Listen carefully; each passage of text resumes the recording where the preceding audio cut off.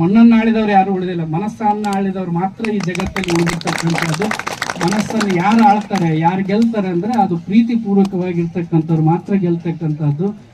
ಈ ವ್ಯವಸ್ಥೆ ಅದು ಮುಂದುವರಿತಕ್ಕಂಥದ್ದು ಆಗಬೇಕು. ಸಂದರ್ಭಗಳು ಬಂದಾಗ ಚರ್ಚೆ ಮಾಡಿ ಸಮಸ್ಯೆಗಳನ್ನು ಬಗೆಹರಿಸ್ತಕ್ಕಂಥ ವ್ಯವಸ್ಥೆಗಳನ್ನು ಆಗಬೇಕು.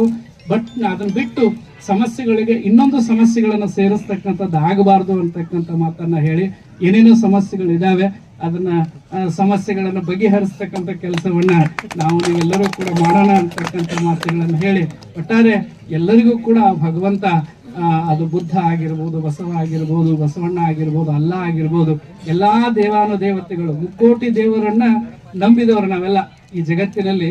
ಮುಕ್ಕೋಟಿ ದೇವರುಗಳನ್ನು ನಂಬಿದವರು ಅವರೆಲ್ಲರೂ ನಮಗೆ ಕಮತಿಗೆಯವರಿಗೆ ಎಲ್ಲರಿಗೂ ಒಟ್ಟಾರೆ. ಯಾಕಂದ್ರೆ ಒಂದು ಶಾಸ್ತ್ರದಲ್ಲಿ ಏನ್ ಹೇಳ್ತಾರೆ, ಸರ್ವೇ ಜನ ಸುಖಿನೋ ಭವಂತು ಅಂತ ಶಾಸ್ತ್ರ ಹೇಳಿದ್ರೆ, ಬಸವಣ್ಣ ಒಂದು ಹೆಜ್ಜೆ ಮುಂದೆ ಹೋಗಿ ಸಕಲ ಜೀವಾತ್ಮರಿಗೆ ಲೇಸನೆ ಬಯಸುವಂತಕ್ಕಂಥ ಮಾತನ್ನು ಬಸವಣ್ಣವ್ರು ಹೇಳಿದ್ರು.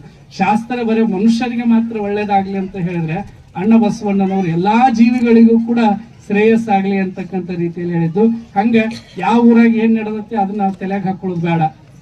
ನಮ್ಮ ಊರಾಗ ಏನಾಗುತ್ತೆ, ನಾವು ಕನ್ನಡದಲ್ಲಿ ಒಂದು ಗಾದೆ ಮಾತಿದೆ, ಏನು ಅಂತಂದ್ರೆ ಮನಿ ಗೆದ್ದು ಮಾರಿ ಗೆದಿಬೇಕು ಅಂತ, ಹೌದಲ್ಲ? ನಾವು ಬೇರೆ ಊರಾಗ ಬಾಗಲಕೋಟೆಗೆ ಹಂಗಾಗೈತಿ, ಬೆಂಗಳೂರಾಗ ಹಂಗಾಗೈತಿ, ಮಂಗಳೂರಾಗ ಹಂಗಾಗೈತಿ, ಬೇಡ. ಕಮತಿಗಾಗಿ ಏನಾಗೈತಿ ಅನ್ನೋದ್ರ ಬಗ್ಗೆ